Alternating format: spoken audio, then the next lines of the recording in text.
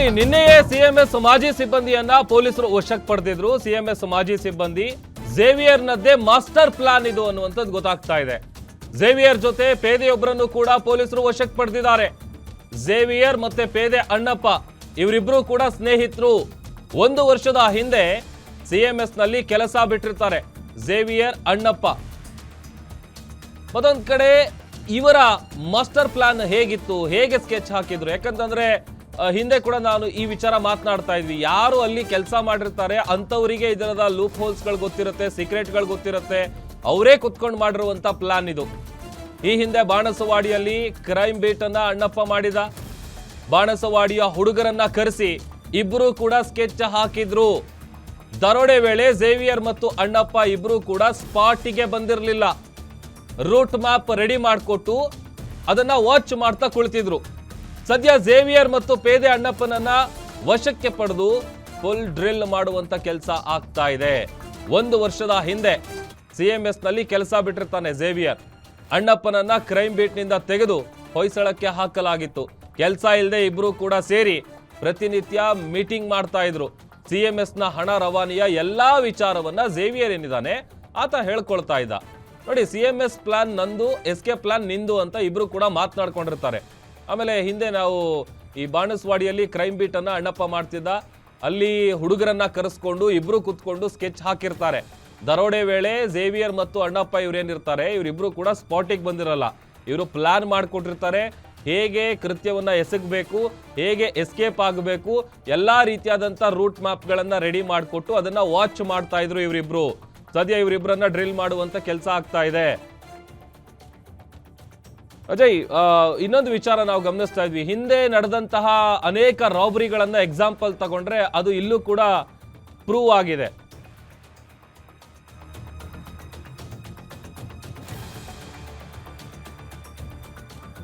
ನೋಡಿ, ರಾಬರಿ ಆದಂತ ಸಂದರ್ಭದಲ್ಲಿ ಯಾರು ಅಲ್ಲಿ ಕೆಲಸ ಮಾಡಿರ್ತಾರೆ, ಆಮೇಲೆ ಹಿಂದೆ ಈ ಬ್ಯಾಂಕಲ್ಲೆಲ್ಲ ದರೋಡೆ ಆದಂತ ಸಂದರ್ಭದಲ್ಲೂ ಅಷ್ಟೇನೆ ಅದೇ ಬ್ಯಾಂಕ್ ನಲ್ಲಿ ಮ್ಯಾನೇಜರ್ ಆಗಿದ್ದಂತಹ ವ್ಯಕ್ತಿ, ಹಿಂದೆ ನಡೆದಂತ ಒಂದು ದೊಡ್ಡ ರಾಬರಿ ಕೇಸು, ಅದರಲ್ಲೂ ಕೂಡ ಅಲ್ಲಿ ಕೆಲಸ ಮಾಡಿ ಕೆಲಸ ಬಿಟ್ಟಿದ್ದಂತಹ ಮ್ಯಾನೇಜರೇ ಒಂದು ತಂಡ ಕಟ್ಕೊಂಡು ಆ ಬ್ಯಾಂಕ್ ನ ಲೂಟಿ ಹೊಡೆದಿದ್ದ. ಇಲ್ಲೂ ಕೂಡ ಆರಂಭದಲ್ಲಿ ಯಾವಾಗ ಸಿಎಂಎಸ್ ಸಿಬ್ಬಂದಿಗಳಿದ್ದಾರೆ ಅವರು ಪೊಲೀಸರಿಗೆ ಮಾಹಿತಿ ಕೊಟ್ಟಿರಲಿಲ್ಲ. ಜೊತೆಗೆ ಅವ್ರ ಬಳಿ ಇದ್ದಂತಹ ಗನ್ಗಳನ್ನ ಅವ್ರು ಬಳಸಿರ್ಲಿಲ್ಲ. ಅವ್ರು ಹಾಕಿದಂತ ಬೆದರಿಕೆ ಆಗಿರ್ಬೋದು, ಆಮೇಲೆ ಆ ಕಾರ್ನೊಳಗೆ ಸಿಎಂಎಸ್ ನ ವ್ಯಾನ್ ಒಳಗಿರುವಂತಹ ಸೀಕ್ರೆಟ್ ಬಟನ್ ಏನಿರುತ್ತೆ ಅದು ಕೇವಲ ಅಲ್ಲಿ ಕೆಲಸ ಮಾಡುವಂತ ಸಿಬ್ಬಂದಿಗಳಿಗೆ ಮಾತ್ರ ಗೊತ್ತಿರುತ್ತೆ. ಆ ಬಟನ್ ಪ್ರೆಸ್ ಮಾಡಿದ್ರೆ ಮಾತ್ರ ಲಾಕರ್ ಓಪನ್ ಆಗೋದು, ಕ್ಲೋಸ್ ಆಗೋದು, ಈ ತರ ಸಿಸ್ಟಮ್ ಇರುತ್ತೆ. ಯಾಕಂತಂದ್ರೆ ಈ ಎಲ್ಲ ಸೀಕ್ರೆಟ್ಗಳು ಅಥವಾ ಲೂಪ್ ಹೋಲ್ಸ್ಗಳು ಎಲ್ಲಿ ಏನ್ ಮಾಡಬೇಕು, ಹೇಗ್ ಮಾಡಬೇಕು, ಅದೆಲ್ಲ ಅಲ್ಲಿ ಕೆಲಸ ಮಾಡಿರೋರ್ಗೆ ಮಾತ್ರ ಗೊತ್ತಿರುತ್ತೆ. ಸದ್ಯ ಈ ಝೇವಿಯರ್ ಜೊತೆ ಏನ್ ಪೇದೆ ಏನಿದ್ದಾನೆ ಆ ಇಬ್ಬರನ್ನು ಈಗ ವಶಕ್ಕೆ ಪಡೆದಿರುವಂತ ಪೊಲೀಸರು ಮತ್ತಷ್ಟು ಮಾಹಿತಿಯನ್ನ ಕಲೆ ಹಾಕ್ತಾ ಇದ್ದಾರೆ. ಅದರ ಜೊತೆಗೆ ಉಳಿದಿರುವಂತಹ ಆರೋಪಿಗಳಿಗಾಗಿಯೂ ಕೂಡ ತಲಾಶ್ ಮುಂದುವರೆದಿದೆ. ಹೇಗೆ ಪ್ಲಾನ್ ಮಾಡಿದ್ರು? 1 ವರ್ಷದ ಹಿಂದೆ ಈತ ಕೆಲಸ ಬಿಟ್ಟಿರ್ತಾನೆ. ಇಬ್ಬರಿಗೂ ಕೂಡ ಈ ವಿಚಾರದ ಬಗ್ಗೆ ಪದೇ ಮೀಟಿಂಗ್ ಮಾಡಿ ಚರ್ಚೆ ಮಾಡ್ತಾ ಇರ್ತಾರೆ. ಆಮೇಲೆ ಒಂದಷ್ಟು ಜನ ಹುಡುಗರನ್ನ ಕರೆಸಿ ಇದ್ರ ಬಗ್ಗೆ ಒಂದು ಪ್ಲಾನ್ ರೆಡಿ ಮಾಡಿಕೊಟ್ಟು ಅದನ್ನ ಎಕ್ಸಿಕ್ಯೂಟ್ ಹೇಗೆ ಮಾಡಬೇಕು, ಹೇಗೆ ನೀವು ರಾಬರಿ ಮಾಡಬೇಕು, ಅದಾದ್ಮೇಲೆ ಯಾವ ರೂಟ್ ನಿಂದ ನೀವು ಎಸ್ಕೇಪ್ ಆಗಬೇಕು ಅಂತೇಳಿ ಒಂದು ರೂಟ್ ಮ್ಯಾಪ್ ಅನ್ನ ರೆಡಿ ಮಾಡಿಕೊಟ್ಟು ಅದನ್ನ ಇವರು ಗಮನಿಸ್ತಾ ಇರ್ತಾರೆ. ಇವರು ಸ್ಪಾಟಿಗೆ ಹೋಗಿರೋದಿಲ್ಲ. ಮತ್ತಷ್ಟು ಡೀಟೇಲ್ಸ್ ಕೊಡ್ತಾರೆ ನಮ್ಮ crime bureau head S K Manjunath. ದೂರವಾಣಿ ಸಂಪರ್ಕದಲ್ಲಿ ಜಾಯ್ನ್ ಆಗಿದ್ದಾರೆ. ಮಂಜುನಾಥ್, ಹಿಂದೆ ನಡೆದಂತಹ ಅನೇಕ ರಾಬರಿಗಳಲ್ಲಿ ಹೇಗಾಗಿರುತ್ತೆ ಇಲ್ಲೂ ಕೂಡ ಅದೇ ರೀತಿಯಾಗಿ ಅಲ್ಲಿ ಕೆಲಸ ಮಾಡಿ ಬಿಟ್ಟಿದ್ದಂತಹ ಮಾಜಿ ಸಿಬ್ಬಂದಿಯೇ ಇದರ ಹಿಂದೆ ಇರೋದು ಅಂತೇಳಿ ಗೊತ್ತಾಗ್ತಾ ಇದೆ. ಹೇಗೆ ಇವರೆಲ್ಲ ಸ್ಕೆಚ್ ಹಾಕಿದ್ರು? ಇವ್ರ ಪರಿಚಯ ಹೇಗಾಯ್ತು?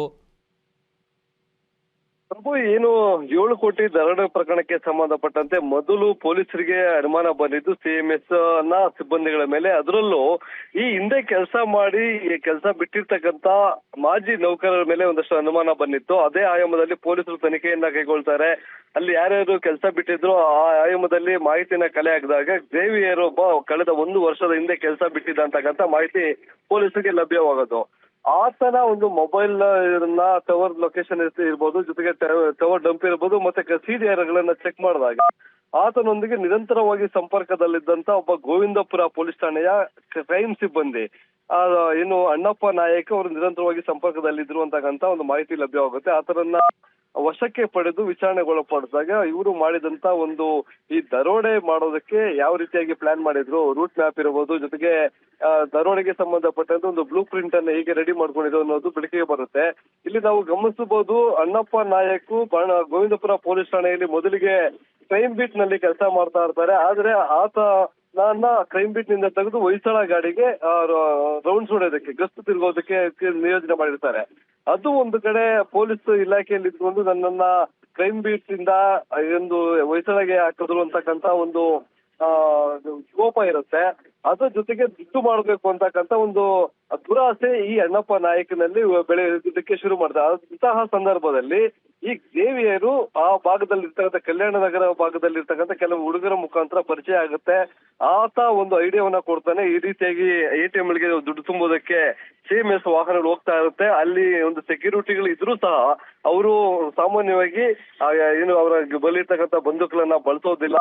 ನಾವು ಆರಾಮಾಗಿ ಹೋಗ್ತಕ್ಕಂಥ ಒಂದು ಗಾಡಿಯಲ್ಲಿ ಇನ್ನು 5-7-8 ಕೋಟಿ ತುಂಬಿಕೊಂಡು ಹೋಗ್ತಾ ಇರ್ತಾರೆ. ಅದನ್ನ ಹೊಡೆದ್ರೆ ನಾವು ಲೈಫಲ್ಲಿ ಸೆಟ್ಲ್ ಆಗ್ಬೋದು ಅಂತಕ್ಕಂಥ ಒಂದು ಪ್ಲಾನ್ ಅನ್ನ ಮಾಡ್ತಾರೆ. ಈ ಸಂಬಂಧಪಟ್ಟ ಹಾಗೆ ಇಲ್ಲಿ ಕ್ರೈಮ್ ನಲ್ಲಿ ಯಾವ ರೀತಿಯಾಗಿ ಆರೋಪಿಗಳು ಎಸ್ಕೇಪ್ ಆಗಿರ್ತಾರೆ ಇವೆಲ್ಲವೂ ಸಹ ಈ ಅಣ್ಣಪ್ಪ ನಾಯಿಗೆ ಗುರ್ತಿತ್ತು. ಅದನ್ನೇ ಇಲ್ಲಿ ದರೋಡೆ ಕೃತ್ಯಕ್ಕೆ ಬಳಸ್ಕೊಳ್ತಾರೆ. ಆತ ಒಂದು ವೇಳೆ ನಾವು ಈ ದರೋಡೆ ಮಾಡಿದಾದ್ರೆ ಇಲ್ಲಿ ಮಾಡಬೇಕು, ಪೊಲೀಸರಿಗೆ ಯಾವುದೇ ರೀತಿಯಿಂದ ಸುಳಿವುಗಳನ್ನ ಹೇಗೆ ಕೊಡದೆ ಚಾಣಕ್ಷತನವನ್ನ ಪ್ರದರ್ಶನ ಮಾಡಬಹುದು ಅನ್ನೋದ್ರ ಬಗ್ಗೆ ಪ್ಲಾನ್ ಮಾಡಿ ಏನು ಕಳೆದ 2 ತಿಂಗಳಿಂದ ಇವರು ಒಂದು ಪ್ಲಾನ್ ಅನ್ನ ಮಾಡ್ತಾರೆ. ಅದಕ್ಕೆ ಬೇಕಾದಂತ ವಾಹನ ವ್ಯವಸ್ಥೆ ಮಾಡೋದಿರ್ಬೋದು, ಜೊತೆಗೆ ಅದಕ್ಕೆ ಬೇಕಾದಂತ ಹುಡುಗರನ್ನ ವ್ಯವಸ್ಥೆ ಮಾಡೋದು, ಇವೆಲ್ಲವೂ ಸಹ ಗ್ರೇವಿಯರು ಮತ್ತೆ ಅಣ್ಣಪ್ಪ ನಾಯಕನೇ ಈ ಇಡೀ ಪ್ರಕರಣದಲ್ಲಿ ಆಪರೇಟ್ ಮಾಡಿರ್ತಕ್ಕಂಥದ್ದು.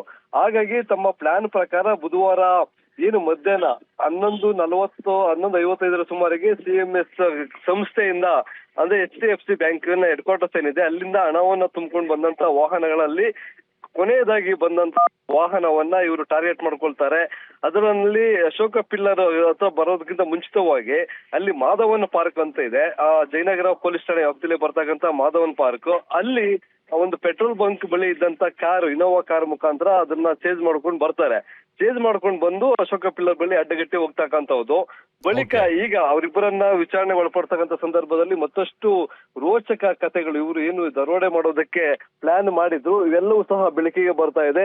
ಒಟ್ಟಾರೆ ಹೇಳೋದಾದ್ರೆ ಈ ದರೋಡೆ ಕೃತ್ಯದಲ್ಲಿ ಮೊದಲಿಗೆ ಏನು ಒಂದು ಸಂಶಯವನ್ನ, ಒಂದು ಅನುಮಾನವನ್ನ ಪಟ್ಟಿದ್ರು, ಅದೇ ರೀತಿಯಾಗಿ ಒಬ್ಬ ಮಾಜಿ ನೌಕರ ಮತ್ತೆ ಅದಕ್ಕೆ ಒಬ್ಬ ಪೊಲೀಸ್ ಕ್ರೈಮ್ ಸಿಬ್ಬಂದಿಯೇ ಸಾಥ್ ಕೊಟ್ಟಿರತಕ್ಕಂಥದ್ದು ಬೆಳಕಿಗೆ ಬಂದಿದೆ. ನೋಡ್ಬೇಕು ಇವರನ್ನ ವಿಚಾರಣೆ ಒಳಪಡಿಸೋ ಸಂದರ್ಭದಲ್ಲಿ ಇನ್ನೂ ಇಷ್ಟು ಜನ ಇವರು ಭಾಗಿಯಾಗಿದ್ರು, ಅವರು ಅಲ್ಲಿ ಯಾರ್ಯಾರು ಹಳೆ MOBಗಳು ಸಹ ಇದ್ದಾರೆ ಅಂತಕ್ಕಂಥ ಒಂದು ಮಾಹಿತಿ ಇದೆ.